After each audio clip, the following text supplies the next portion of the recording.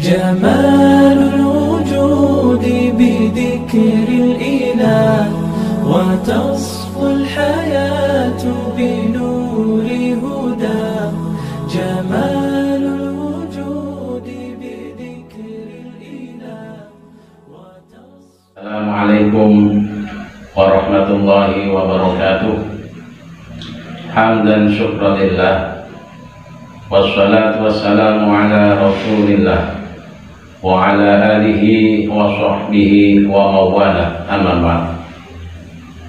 Anak-anakku, siswa-siswi MTSN 3 Malang kelas 7 dan 8 yang saya cintai dan saya banggakan, kali ini kita bertemu dalam kegiatan Pondok Ramadan yang lain daripada lain, yaitu melalui e-learning Pondok Ramadan MTSN 3 Malang.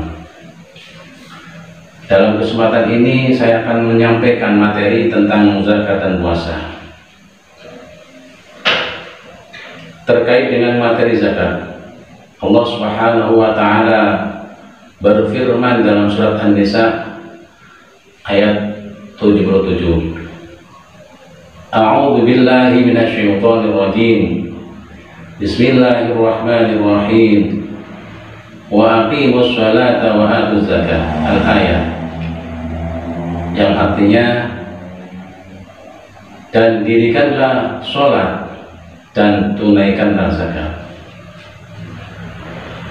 Berbicara tentang zakat, zakat secara bahasa adalah an-nama'u, yang artinya bertambah. Sedangkan secara istilah adalah kadar harta tertentu yang wajib diberikan kepada orang yang berhak menerima dengan beberapa syarat tertentu. Anak-anakku yang berbahagia, terkait dengan masalah zakat, dalam kitab Fathul Qorib karangan Asy-Syaikh Muhammad bin Qasim Al-Wadi telah disebutkan di sana, wa tazibu zakatu ala khamsati asya, dan wajib mengeluarkan zakat atas 5 hal, yaitu al-mawashi, binatang ternak, wal asmanu, dan barang-barang berharga, wazuru'u,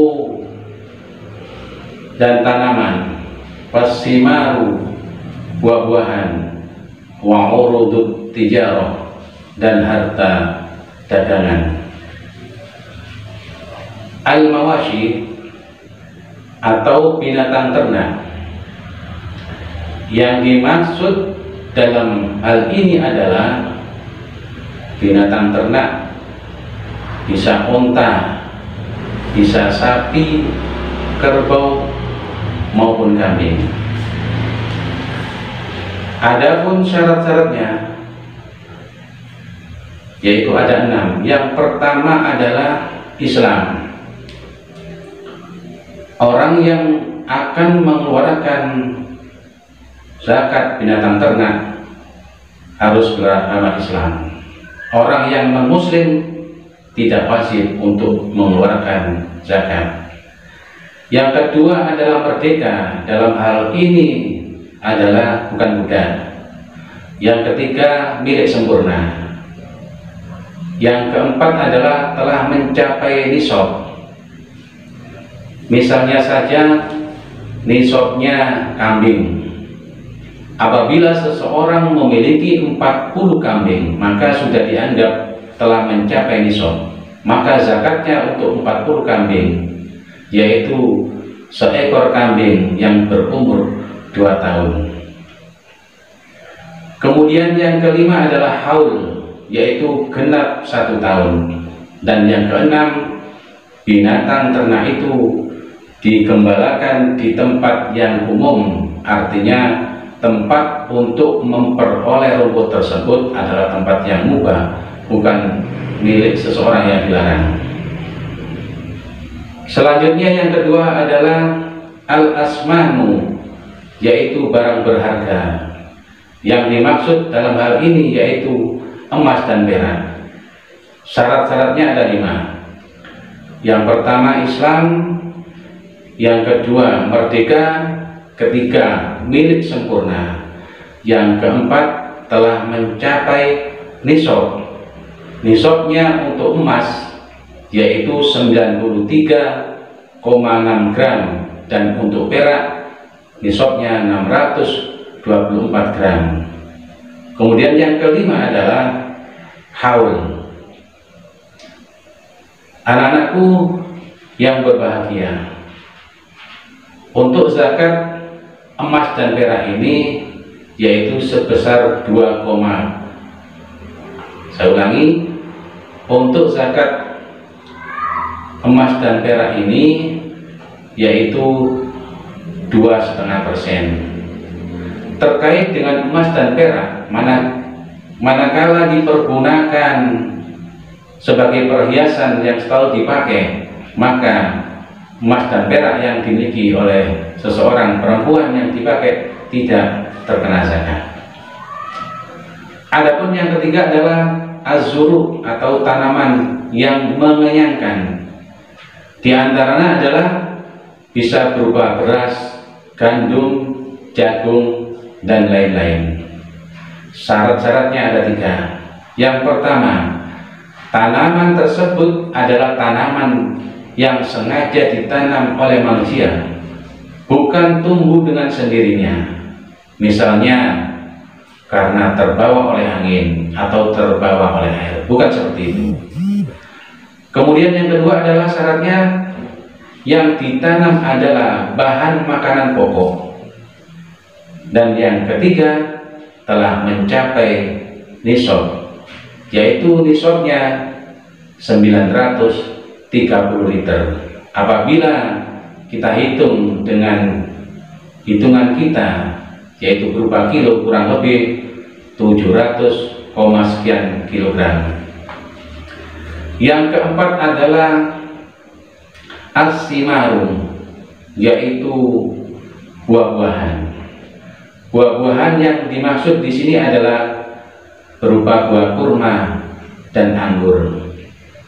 Syarat-syaratnya ada 4. Yang pertama adalah Islam, yang kedua merdeka, yang ketiga hak milik sempurna, yang keempat adalah telah mencapai nisabnya.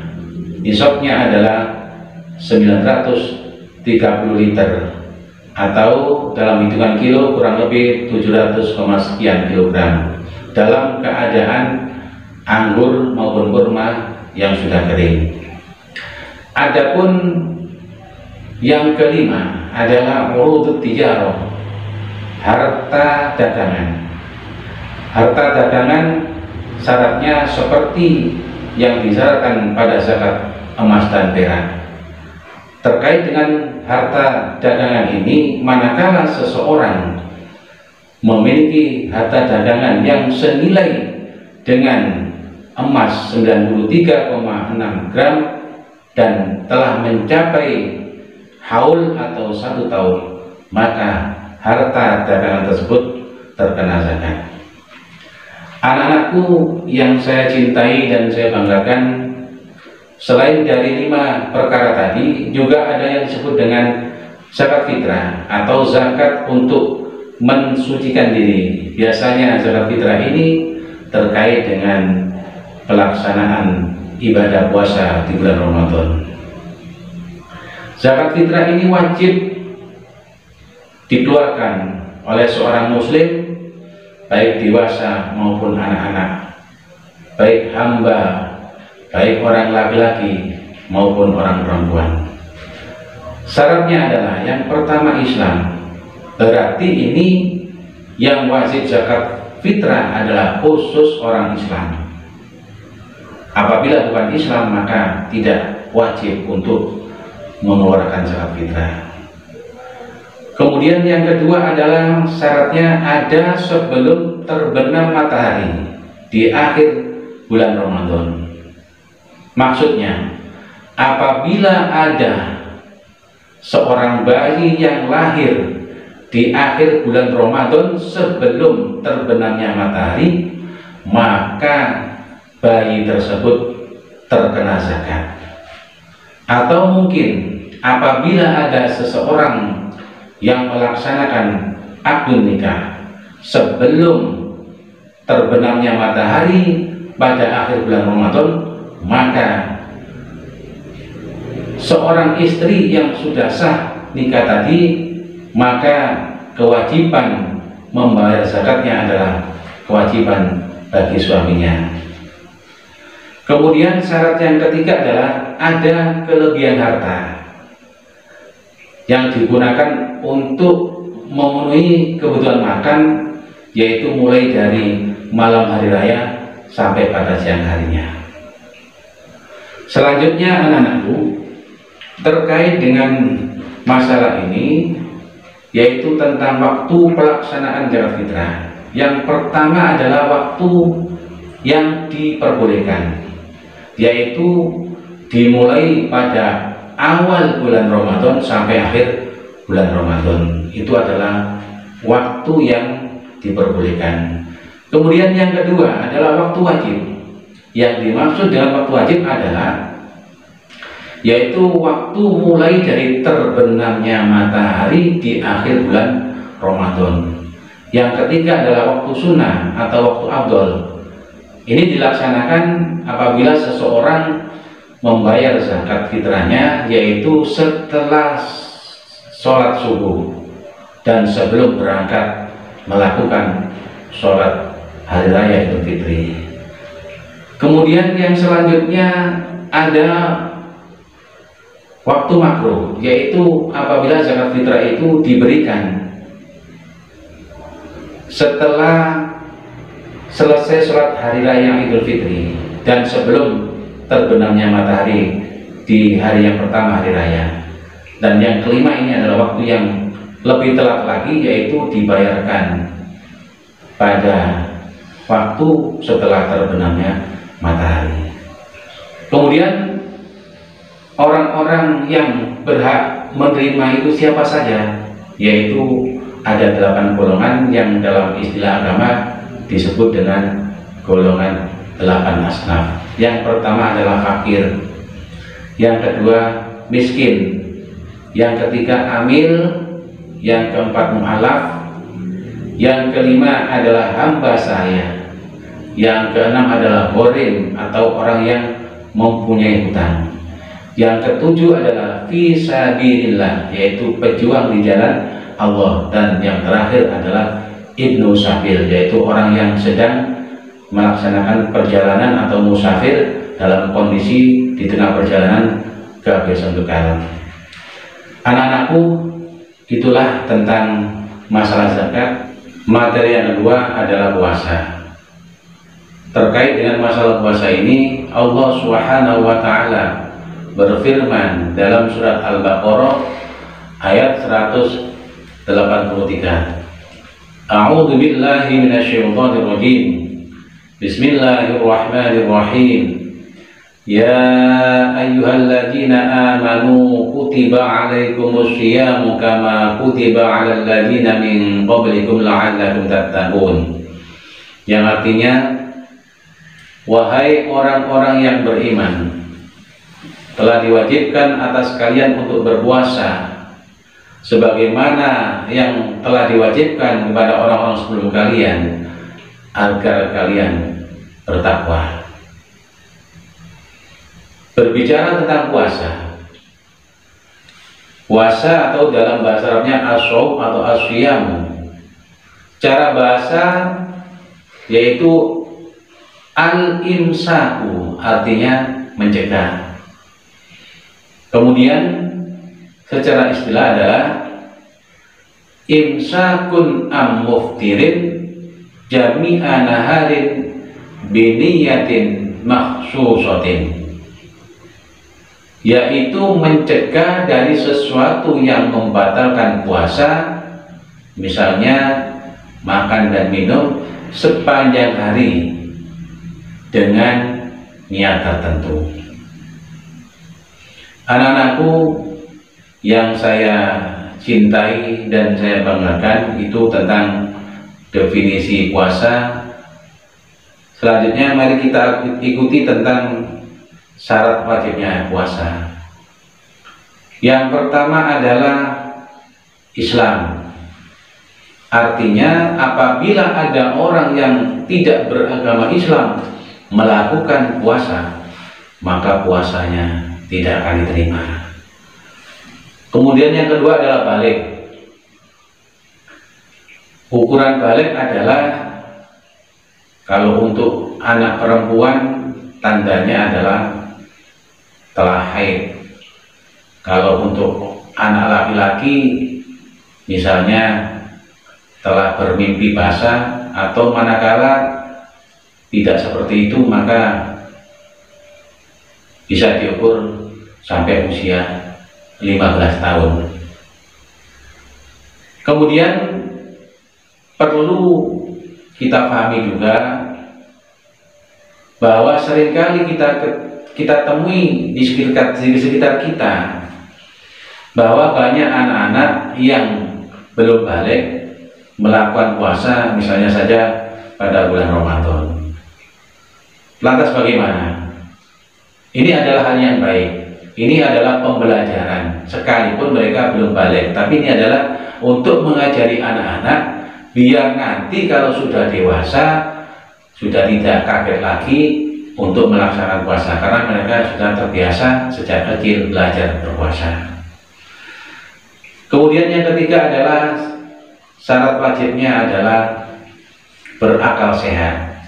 Tentunya kalau akalnya tidak sehat atau gila maka tidak wajib melaksanakan puasa. Dan yang keempat adalah mampu mengerjakan puasa. Kemudian yang perlu kita ketahui juga, kalau tadi kita berbicara tentang masalah syarat wajibnya puasa, maka sekarang yang kita pahami juga adalah tentang rukun puasa. Yang pertama adalah niat. Niat yaitu menyengaja sesuatu yang dilakukan di dalam hati atau dilaksanakan di dalam hati, bukan diucapkan dalam ucapan. Itu adalah niat. Nah, terkait dengan masalah puasa, apabila puasa itu puasa wajib, misalnya saja puasa Ramadan, maka wajib melakukan niat pada malam harinya. Adapun untuk puasa sunnah itu boleh di pagi harinya. Kemudian yang kedua adalah fardunya atau rukunnya adalah menahan diri dari makan dan minum. Yang ketiga adalah menahan diri dari hubungan suami istri. Dan yang keempat adalah menahan diri dari muntah dengan sengaja. Selanjutnya, hal-hal yang membatalkan puasa antara lain adalah makan dan minum. Untuk makan dan minum apabila dilakukan dengan sengaja, sekalipun sebutir nasi, sekalipun setetes air, kalau itu dilakukan dengan sengaja, maka puasanya batal.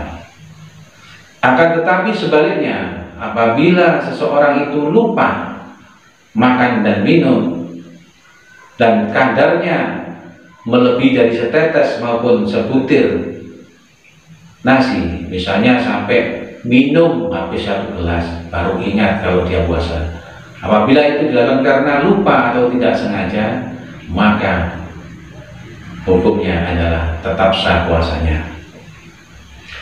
Kemudian yang kedua adalah muntah dengan sengaja. Manakala muntah itu dilakukan tidak sengaja, maka hukumnya tidak batal. Yang ketiga adalah bersetubuh atau hubungan suami istri. Dan yang keempat adalah keluar darah haid dan nifas. Yang kelima karena gila. Dan yang keenam yaitu keluar mani dengan sengaja, atau bahasa sekarang namanya onani. Na'udzubillah min dzalik. Berikutnya anak-anak, Kalau tadi yang saya sampaikan adalah hal-hal yang membatalkan puasa, ini ada juga hal-hal yang membatalkan pahala puasa. Itu ada 5. Yang pertama adalah berkata bohong. Kemudian yang kedua adalah menggunjing orang atau ngerasani orang. Yang ketiga adalah adu domba atau tukang fitnah. Yang keempat menjadi sumpah palsu atau melakukan sumpah palsu. Dan yang kelima adalah memandang dengan syahwat. Itu manakala dilakukan oleh seseorang itu akan bisa membatalkan pahalanya puasa. Kemudian hal-hal yang terkait dengan masalah ibadah puasa ada sunnah-sunnahnya. Yang pertama adalah menyegerakan berbuka puasa. Yang kedua adalah berbuka puasa dengan kurma atau dengan sesuatu yang manis, atau bisa jadi dengan air putih. Yang ketiga adalah dengan membaca doa saat berbuka.